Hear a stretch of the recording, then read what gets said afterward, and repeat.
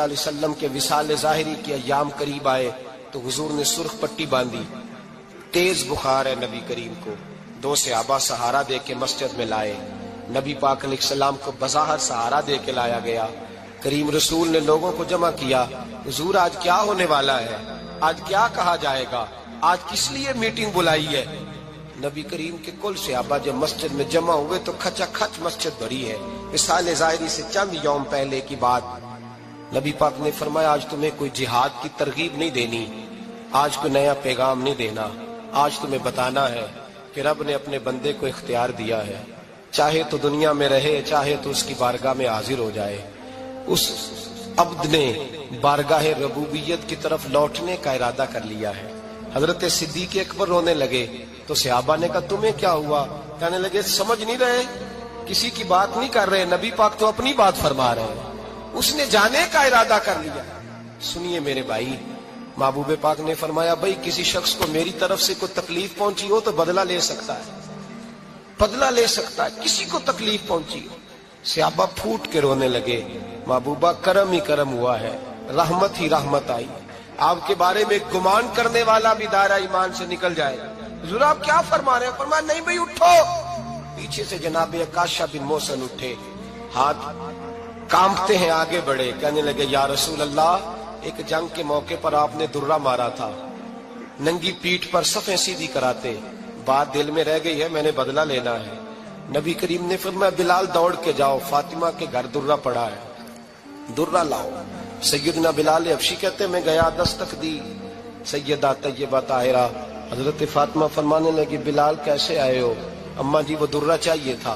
سیدہ کو تشویش ہوئی، کہنے لگے بلال نہ تو جنگ پہ جانا ہے، نہ جہاد ہے، نہ کوئی ایسا موقع ہے، حضور کی تو طبیعت مبارک بظاہر بڑی علیل ہے، درہ کیا کریں گے؟ حضرت بلال عرض کرنے لگے اماں جی ایک صحابی بدلہ لینے لگے ہیں، صاحب طبقات نے جملے لکھے ہیں، کہتے ہیں بی بی صاحبہ نے درہ بھی دیا اور امام حسن حسین کو بھی باہر نکالا۔ فرمانے لگی عکاشہ سے کہنا 100 درے مارے، ان 2 شہزادوں کے جسم پر نبی پاک کے قریب نہ جائے، میں نے 2 بچے پیدا ہی اپنے محبوب پر قربان کرنے کے لیے کیے، ان کو لے جائے۔ حضرت بلال کہتے میں 2 شہزادے لے کے آیا، اور جب دروازے میں میں لے کے پہنچا تو نبی پاک نے دیکھا تو آنکھوں میں آنسو آ گئے، فرمایا ان کو بٹھا دو، مجھے پتا ہے فاطمہ نے کیا کہہ کے بھیجا ہے۔ حضرت سیدنا بلال فرماتے ہیں درہ میں نے جناب عکاشہ کو دیا، حضرت عکاشہ درہ لے کے آگے جو بڑھے تو حضرت ابو بکر صدیق نے ان کے پیروں پہ ہاتھ رکھا، فرمایا عکاشہ میری طرف آ یار، مجھے مار درے، نبی پاک کے قریب نہ جا۔ مصطفیٰ کریم نے فرمایا ابو بکر تو ہٹ جا، اسے آنے دے۔ فرماتے ہیں میں چند قدم آگے گیا تو مولا علی شیر خدا نے میرے پیر پہ ہاتھ رکھا، کہنے لگے عکاشہ سوچ تو صحیح تو کیا کر رہا ہے؟ حضور نے فرمایا علی ہٹ جاؤ، میرا اور ان کا معاملہ ہے۔ جناب عکاشہ آگے بڑھ رہے، نبی کریم نے فرمایا میں اپنی امت کو درس دینا چاہتا ہوں، خبردار خبردار زندگی میں تمہارے ہاتھ سے زبان سے کسی کو تکلیف نہ پہنچنے پائے، خبردار یاد رکھنا وہ معاشرے بگڑ جاتے ہیں، وہ معاشرے تباہ کر دیے جاتے ہیں جہاں ظلم ہوتا ہے، جہاں زیادتی ہوتی ہے، جہاں لوگوں کو ستایا جاتا ہے۔ محبوب کریم کے قریب آئے حضرت عکاشہ، کہا حضور میری پیٹھ ننگی تھی، آپ بھی ذرا کپڑا ہٹائیے۔ نبی کریم نے پیٹھ سے کپڑا ہٹایا، جناب عکاشہ نے درہ جو اٹھایا تو صحابہ کی چیخیں نکلی، حضرت عکاشہ نے درہ دور پھینکا، حضور کے بطن اطہر سے لپٹ گئے، چومنے لگے، کہنے لگے حضور وہ تو صفیں سیدھی کراتے لگ گیا تھا، آپ نے کہاں مارا تھا؟ یا رسول اللہ میں تو بہانہ بنا رہا تھا کہ جاتی دفعہ مجھے وجود چومنے کا موقع نصیب ہو جائے، مجھے یہ موقع نصیب ہو جائے۔ میرے حبیب نے فرمایا جس نے جنتی دیکھنا ہو میرے عکاشہ کی زیارت کر لے۔ بھائی ظلم کا دروازہ کھلا ہوا ہے اور لوگ بھول جاتے ہیں زیادتی کرتے ہوئے، وہ بہو سے ہی کیوں نہ کریں، وہ اپنے گھر کے بھول جاتے ہیں کہ شاید پوچھنے والا کوئی نہیں، شاید میزان نہیں لگے گا۔ ایران کے بادشاہ نے اپنے بیٹے کو پڑھانے کے لیے ایک استاد صاحب کا بندوبست کیا۔ استاد صاحب کو کہا کہ میرے بچے کو دین پڑھائیے، میں چاہتا ہوں کل اس نے انعام حکومت کو سنبھالنا ہے تو یہ دین سے آگاہ ہو جائے، اس کو کچھ سکھائیے پڑھائیے۔ بہت نیک بزرگ بڑے درویش عالم پڑھانے لگے، اسباق مکمل ہو گئے، دین کے اسباق قرآن مجید پڑھایا، احادیث طیبہ کا درس دیا، اصول فقہ سے روشناس کرایا۔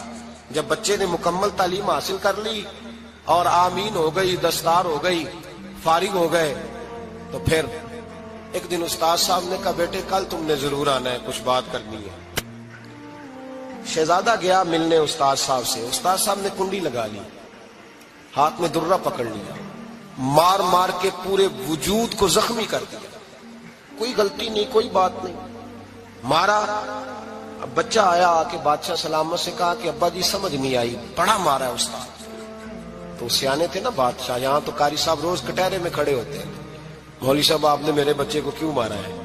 آپ 8,000 کے مولوی ہیں، میرا کئی کروڑ کا بچہ ہے، سویرے بدل لیں گے، خبردار آپ نے بچے کو ہاتھ لگایا، اپنی حیثیت میں رہے معاذ اللہ۔ جو قومیں استادوں کو کٹہروں میں کھڑا کرتی ہیں وہ ترقی نہیں کر پاتی، جو استادوں کو کٹہروں میں روز کھڑا کرتے ہیں۔ کہا ابا جی بڑا مارا ہے، تو والد بڑے سمجھدار تھے، کہنے لگے بیٹا استاد باپ ہوتا ہے، کوئی زیادتی نہیں کرتا، کوئی بات ہوگی میں تیرے استاد کو کٹہرے میں نہیں بلاؤں گا۔ اماں سے بات کی، اماں کہنے لگی بیٹا میں تیرے باپ سے کیسے بات کروں، ڈرا تھا۔ وقت گزر گیا، 22 سال بیت گئے، 22 سال گزر گئے، بادشاہ کا انتقال ہوا، شہزادہ تخت پہ بیٹھا، پہلا حکم یہ دیا کہ میرے استاد کو بلاؤ، پہلا حکم۔ استاد جی بوڑھے ہو گئے تھے، چھڑی کے اوپر ٹیک لگا کے آئے اور بھویں سفید ہو کے جھک گئی تھیں، یوں آنکھ کھول کے بڑی مشکل سے دیکھا، کہنے لگے شہزادے حکم ہو۔ کم میں شہزادہ نہیں، اب میں بادشاہ بن گیا ہوں۔ استاد جی 22 سال بیت گئے، آپ نے مارا تھا، پر وہ درد چونکہ زیادتی کی تھی، میرا قصور کوئی نہیں تھا، تو نہ میری روح سے درد گیا ہے نہ میرے جسم سے گیا ہے، میں بے اختیار تھا، پوچھ نہیں سکتا تھا، آج با اختیار ہوا ہوں۔ سب سے پہلے پہلا حکم آپ کو دیا، بلایا ہے، بتائے کیوں مارا تھا، کیوں مجھے مارا تھا، میری زیادتی بتائے۔ تو استاد، بوڑھے استاد کی آنکھیں آنسوؤں سے بھر گئیں، کہنے لگے بیٹے بس آج کے دن کے لیے مارا تھا، یہ جو دن آ گیا نا میری زندگی میں اس لیے مارا تھا، یہ میں چاہتا تھا میری زندگی میں وقت ہے، آج کے بس میری مراد پوری ہو گئی۔ کہا صاحب کس لیے، مجھے بھی سمجھائے۔ آپ فرمانے لگے کتنی دیر ہو گئی تجھے مار کھائے ہوئے، کتنا زمانہ بیت گیا؟ کہنے لگا 22 سال۔ فرمایا زخم بھولے تو نہیں، درد ختم تو نہیں ہوئی، تمہیں بات ایک منٹ کے لیے بھی تمہارے حافظے سے محو تو نہیں ہوئی؟ کہ استاد جی روز رات کو یاد آتی، روز خیال آتا تھا۔ استاد کہنے لگے بھائی تو بے اختیار تھا، پوچھ نہیں سکا، 22 سال تجھے یاد رہا، مجھے پتا تھا تو ایک دن حکمران بنے گا، میں نے تجھے اس لیے مارا تھا کہ بیٹے یاد رکھنا، کسی پہ ظلم نہ کرنا، اگر تجھے 22 سال تک یاد رہا ہے تو جس پر تو ظلم کرے گا اسے بھی قیامت تک یاد رہے گا، اور یہ یاد رکھنا تو آج با اختیار ہوا تو تو نے مجھے بلا لیا ہے، قیامت کے دن غریب با اختیار ہو جائیں گے، مظلوم با اختیار ہو جائیں گے، وہ با اختیار ہوں گے باللہ الواحد القہار، رب کریم کی بارگاہ کے اندر ان کا اختیار ہوگا، اکیلے اللہ کی حکمرانی ہوگی، پھر وہ بلائیں گے بڑے بڑے کج کلا، دنیا میں جن کی پگڑیاں اونچی تھی وہ سر جھکائے کھڑے ہوں گے، دنیا میں جو ڈکٹیٹر بنتے تھے ان کی پشتیں لال ہوں گی، ان کو غدار لکھا جائے گا، قیامت تک نہیں بھولے گا۔ ظلم کرنا تو سوچ سمجھ کے کرنا، اتنا کرنا جتنا تم سہ سکتے ہو، اتنی زیادتی کرنا جتنی قیامت میں تم برداشت کر سکتے ہو۔ میرے نبی کریم صلی اللہ علیہ وسلم نے فرمایا ظلم سے بچو، یہ قیامت کے اندھیروں میں سے ایک اندھیرا ہوگا، زندگی میں زیادتی نہ کریں، اگر تھوڑی دیر کے لیے کوئی چیز برداشت کر جائیں گے تو وہ فائدہ دے جائے گی، کچھ دیر کے لیے اگر سہ جائیں گے تو نفع مل جائے گا، سہنے کی کوشش کریں لیکن زیادتی نہ کریں، نظر کو، سوچ کو، ذہن کو پاک رکھیں، اور میرے بھائی زندگی پوری ظلم سے بچیں، زیادتی سے بچیں۔ امیر المومنین حضرت جناب سیدنا عمر فاروق رضی اللہ تعالیٰ عنہ رات گھر میں تھے تو رونے لگے، بڑی دیر تک روتے رہے، والدہ اٹھی تو صاحبزادے سے کہنے لگی پتہ کرو تمہارے باپ کو کیا مسئلہ ہے۔ شہزادے آئے، کہنے لگے امیر المومنین والد گرامی کیا ہوا؟ تو حضرت عمر فاروق کہنے لگے بیٹا اپنی اماں کو بلاؤ۔ والدہ آ گئی، کیا بات ہے، کچھ طبیعت خراب ہے تو حکیم کا بندوبست کیا جائے۔ تو حضرت عمر کہنے لگے کچھ بھی نہیں، آج مسجد سے نکلا ہوں تو نبی پاک کے صحابہ میری تعریفیں کر رہے تھے۔ یہ حضرت فاروق اعظم کے وصال کے قریب کے دن ہے، تعریف تو حضرت یہ رونے کی بات ہے کہ خوش ہونے کی؟ آپ فرمانے لگے نہیں، سوچتا ہوں باہر تو میں اچھا رہا ہوں، پتہ نہیں گھر میں ہی کوئی زیادتی نہ ہو گئی ہو، پتہ نہیں تمہارے ساتھ بھی میرے معاملات ٹھیک تھے کہ نہیں۔ صحابہ تو تعریف کرتے ہیں، رو رہا ہوں تمہاری وجہ سے نہ الجھ جاؤں، بیوی ہی نہ کہے میرا حق ہی ادا نہیں کیا۔ یہ لفظ کہتے کہتے پہاڑ ہے یہ شخص، کیسر و کسرا کانپتے ہیں۔ حضرت عمر رو پڑے، بی بی سے کہنے لگے مجھے اللہ کی رضا کے لیے معاف نہیں کر دیتی؟ میرے اوپر بوجھ تھا امت کا، میں ساری رات مدینے کی گلیوں میں پھرتا تھا، دن سارا مسجد میں گزرتا تھا، میں تجھے وقت نہیں دے پایا، معاف نہیں کر دیتی؟ تو زوجہ کہنے لگی نہیں عمر، میں نے بھی زندگی میں اپنا کوئی سکھ چین نہیں دیکھا، کوئی چاؤ پورا نہیں کیا، میں کیسے معاف کر دوں، میں نہیں معاف کرتی۔ حضرت عمر زمین پہ بیٹھ گئے، رونے لگے، کہنے لگے چل معاف کر دے۔ کہنے لگی ایک وعدہ کرو، قیامت کے دن رب کریم کی بارگاہ میں میری سفارش کرو گے؟ اللہ کی بارگاہ میں عرض کرو گے کہ اللہ اچھی تھی، مجھے کپڑے دھو کے دیتی تھی، روٹی پکا کے دیتی تھی، میری عزت کی محافظ تھی؟ جناب عمر کہنے لگے تیرے ساتھ وعدہ ہے، رب اپنے فضل سے عمر کو جنت دے گا تو عمر تجھے جنت میں ساتھ لے کر کے جائے گا، تیرے ساتھ وعدہ ہے۔ بھائی جن کے دلوں میں احساس تھا کہ ہم سے کوئی زیادتی نہ ہو جائے کسی جگہ، وہ تو یہاں تک معاملہ کرتے تھے، یہاں تک ان کا خیال رہتا تھا۔ عزیزو، ایک تو نظر میں حیا پیدا کریں، والدین کی بہت بڑی ذمہ داری ہے۔ لاکھوں بچے مرضی کی شادیاں کر رہے ہیں، ہزاروں گھر اجڑ رہے ہیں، یہ وہ والا زہر ہے جو ہر گھر میں تیزی سے پھیلتا چلا جا رہا ہے۔ پہلے ہم کہتے تھے کہ بچہ باہر نہ نکلے، اب کہتے ہیں اللہ کہیں موبائل لے کے تنہا نہ بیٹھ جائے، کہیں تنہا نہ بیٹھ جائے، کیا بنے گا اس کا اگر یہ گندگی اور یہ ایسا نشہ ہے جو اجاڑ کے رکھ دے۔ بخاری شریف میں حدیث ہے، قاضی ایاز مالکی رحمۃ اللہ علیہ نے بڑی تفصیل سے لکھی ہے، راوی حضرت انس بن مالک ہیں۔ ایک بندہ بڑی دور سے آیا نبی پاک صلی اللہ علیہ وسلم کی زیارت کے لیے، بڑی دور سے۔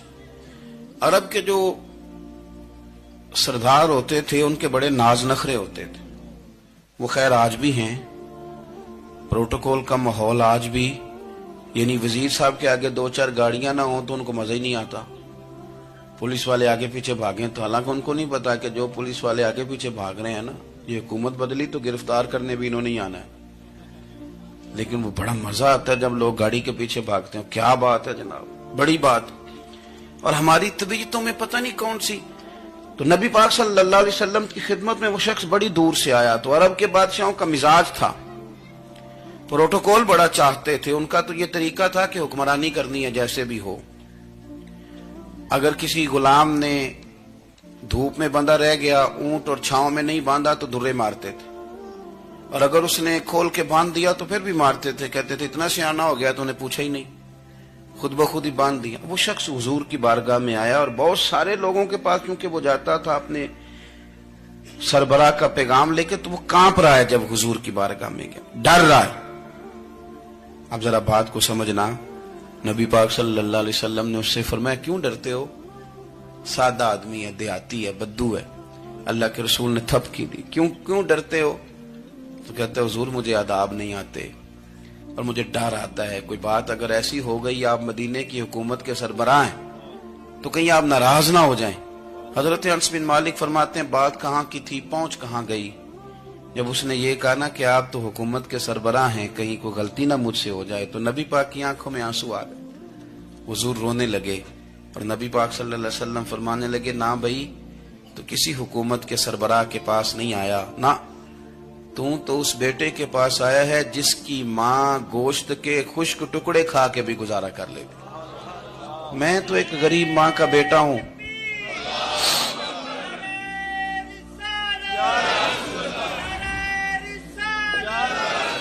بھائی اگر آپ کا یہ ذوق بن جائے، دیکھو نا آج تو لوگ بھول جاتے ہیں نا، کپڑے بدل لیتے ہیں تو وہ سمجھتے ہیں کہ شاید سارا کچھ ہی بدل گیا، یعنی گاؤں سے آ کر پڑھنے والے بھول ہی گئے ہیں کہ کس کی ماں نے کتنا زیور بیچا تھا۔ لوگ بھول جاتے ہیں چیزوں کو، اپنے ماضی کو یاد رکھیں، آپ لوگوں کے ساتھ پیار کریں، آپ لوگوں کو موقع دیں، آپ تھوڑی سی اور کوشش کریں اس شخص تک جانے کی جو آپ کو مایوس نظر آ رہا ہے، پریشان نظر آ رہا ہے۔ یہ ہمیں میلاد والے محبوب صلی اللہ علیہ وسلم نے درس دی۔ ایک اور پہلو، حضور سید عالم صلی اللہ علیہ وسلم نے، ہمارے ہاں نا ابھی بھی برادری کی تقسیم ہے، ابھی بھی اور کچھ میں نے ایسے کمزور لوگ بھی دیکھے. یہ اس طرح کی حرکتیں ہارے ہوئے لوگ کرتے ہیں. ہارے ہوئے لوگ جو اپنے آپ کو سمجھتے ہیں کہ میں کوئی بڑا آدمی ہوں. بڑا آدمی تو اپنے اخلاق سے ہوتا ہے, اپنے کردار سے ہوتا ہے, اپنی سخاوت سے ہوتا ہے, لوگوں سے پیار کرنے سے ہوتا ہے. باقی یہ کہ بیٹھ کے کہانی سنانا کہ میں بڑا کچھ کرتا ہوں, تو جو کچھ کرتا ہوتا ہے اسے سنانے کی کوئی ضرورت ہے. ایک اور بہت سارے لوگ آپ تعزیت کرنے جائیں نا والد کے انتقال کے بعد, تو ان بیچاروں کو بتانا پڑتا ہے کہ ابا جی میرے بغیر دوائی نہیں کھاتے تھے. تو میں کہتا ہوں اگر تیرے بغیر نہیں کھاتے تھے پھر بتانے کی ضرورت نہیں, پھر تو سارے گاؤں کو پتا ہوگا کہ تیرے بغیر نہیں کھاتے تھے. اور اگر کوئی دال میں کالا ہے تو پھر تیری وضاحت کوئی بندہ قبول نہیں کرے گا. تو آپ کو بتانا کیوں پڑ رہا ہے, اور آپ بار بار اس بات کا ذکر کیوں کر رہے ہیں کہ ہم بہت بڑے قبیلے کے ہیں؟ صاحب اگر آپ بڑے قبیلے کے ہیں تو پتا ہوگا سارے علاقے کو آپ کتنا لوگوں کا خیال کرتے ہیں, آپ کس قدر محبت کرتے ہیں, آپ کا انداز کریمانہ کس طرح کا. پھر آپ کو بتانے کی کوئی ضرورت نہیں ہوتی, پھر خود بخود خبر ہوتی ہے. حضرت سیدنا ابو ذر غفاری رضی اللہ تعالیٰ عنہ, قبیلہ بنو غفار ایک بڑی شاخ تھی قبیلوں میں سے. جو لوگ اس زمانے میں مالدار قبیلوں سے تعلق رکھتے تھے ان میں سے ایک بڑا نام تھا. ساری زندگی چودراہٹ کی, لیکن میلاد ایک انقلاب کا نام ہے. میں میلاد منانے والے دوستوں سے گزارش کرتا ہوں کہ آپ ہر سال میلاد منائیں, اور ہر سال میلاد کے بعد آپ تھوڑے بدل بھی جائیں, یعنی تھوڑے سے بدل جائیں. کچھ لوگ کہیں یار یہ داڑھی میں نے نا 12 ربیع الاول والے دن رکھی تھی, یہ میری میلاد والی داڑھی ہے. اور داڑھی رکھیں بھی نبی پاک کی مرضی کی. کس کی مرضی کی؟ نہ ناراض ہو جائے جی میں ٹور چلا بس. کس مرضی کی جی؟ اپنی مرضی کے نہیں. داڑھی کا وزن کو نہیں ہوتا کہ پوری مٹھی رکھیں گے تو آپ کو کوئی دقت ہوگی, کوئی وزن نہیں. پوری رکھیں, جو حضور کا طریقہ مبارکہ ہے جو ہمیں ملتا ہے اس پر آپ توجہ فرمائیں. تو میں جو بات عرض کرنے جا رہا ہوں وہ میلاد انقلاب ہے. حضور سید عالم صلی اللہ علیہ وسلم کی بارگاہ میں آنے سے پہلے لوگ کچھ اور ہوتے تھے, اور یہاں سے ہو کے جاتے تھے تو پھر ان میں تبدیلی آتی تھی. میں سارا دن کرامتیں سناؤں نا کسی کو اپنے پیر صاحب کی اور اپنے گھر میں بھی کہ میرے حضرت بڑے, میرے استاد بڑے, لیکن بیوی کے ساتھ اگر میں ترش لہجے میں بات کروں گا تو وہ کہے گی ایسے سکھاندے نے تینوں پیر صاحب. دوست کہیں گے یہ سکھاتے ہیں آپ. تو آپ کی کہانیاں نہیں چلتی, آپ کا کردار چلتا ہے. حضرت ابو ذر غفاری رضی اللہ تعالیٰ عنہ فرماتے ہیں چونکہ میں چودھری تھا, سیدنا بلال حبشی رضی اللہ تعالیٰ عنہ کے پاس میں بیٹھا تھا. کسی بات میں بات آگے بڑھی اور بڑھتے بڑھتے بات شکنجی تک چلی گئی. رائے کے اختلاف نے باتوں میں تلخی پیدا کر دی, اور جب تھوڑے لفظ اور تیز ہوئے تو میں نے انہیں کہہ دیا چپ کر, تو ابشن کا بیٹا ہے. کس کے بیٹے تھے حضرت بلال؟ کہتے ہیں جب انہوں نے مجھے کہا تو میرا دل بڑا ٹوٹا, لیکن میں نے ارادہ کیا کہ میں نے حضور کی بارگاہ میں نہیں عرض کرنی. اب ہر بات کی ہم حضور کی بارگاہ میں شکایت کریں. لیکن میں جا کے مسجد میں بیٹھا, اور جب سرکار آئے نا, ارادہ نہیں تھا کہ عرض کروں گا, لیکن حضور کا چہرہ دیکھا تو دکھ میرا خود ہی تازہ ہو گیا. رونے کا بھی تو تب ہی مزہ آتا ہے نا کوئی اپنا ملے تو. فرماتے ہیں کہ میرے آنسو نا بغیر اختیار کے چھلک پڑے, اور میں کھل کے روئے, کھل کے. قربان جاؤں محبوب کے بھی حضور نے پاس نہیں بلایا, بلکہ نبی پاک اٹھ کے خود میرے پاس آئے اور مجھے کندھوں سے پکڑ کے سینے سے لگایا. اور جب میں کھل کے رو لیا تو حضور میرے آنسو پوچھنے لگے. کچھ شعر ایسے ہوتے ہیں جو کسی نے کہے ہوتے ہیں, اور کہنے والا جو ہوتا ہے وہ صاحب حال ہوتا ہے, تو اس میں کچھ خوبصورتی زیادہ ہی ہو جاتی ہے. ایک پنجابی کے شاعر ہمارے گجرات میں گزرے, بزرگ تھے, ان کا ایک شعر ہے, وہ کہتے ہیں ایک واری میری آنکھیاں چوں اونا نے اتھرو پونجے سن. ایک واری میری آنکھیاں چوں اونا نے اتھرو پونجے سن, ہن تے چسکا پی گیا رونے دا. ایک واری میری آنکھیاں چوں اونا نے اتھرو پونجے سن, ہن تے چسکا پی گیا رونے دا, تے ہر ویلے آہو زاری دا.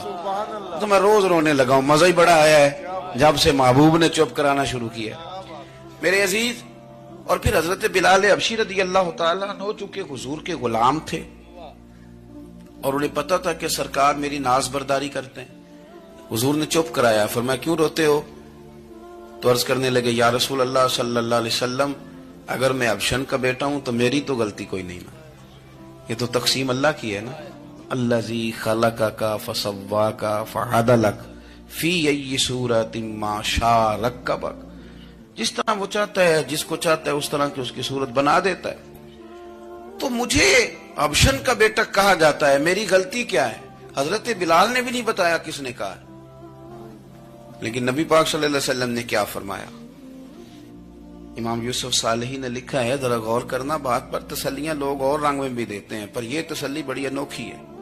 حضور فرمانے لگے، بلال اگر تو ابشن کا بیٹا ہے تو پریشان کیوں ہوتا ہے؟ کالے رنگ والی ماں کا بیٹا ہے تو پریشان کیوں ہوتا ہے اگر تیری والدہ کا رنگ کالا ہے تو؟ عرض کی، حضور آپ کیا فرمانا چاہتے ہیں؟ تو سرکار فرمانے لگے، میں دو ماؤں کا بیٹا ہوں. ایک جناب آمنہ جنہوں نے مجھے پیدا کیا، اور ایک حضرت ام ایمن جنہوں نے میری پرورش کی، مجھے بڑا کیا. حضور فرمانے لگے، میری ماں آمنہ کا رنگ گورا تھا اور میری ماں ام ایمن کا رنگ کالا ہے. تو فرمایا، اگر تجھے کسی نے کالے رنگ والی ماں کا بیٹا کہا تو اسے کہہ دینا مدینے والی محبوب کے بھی تو ایک والدہ کا رنگ کالا ہے، تو کہہ دینا.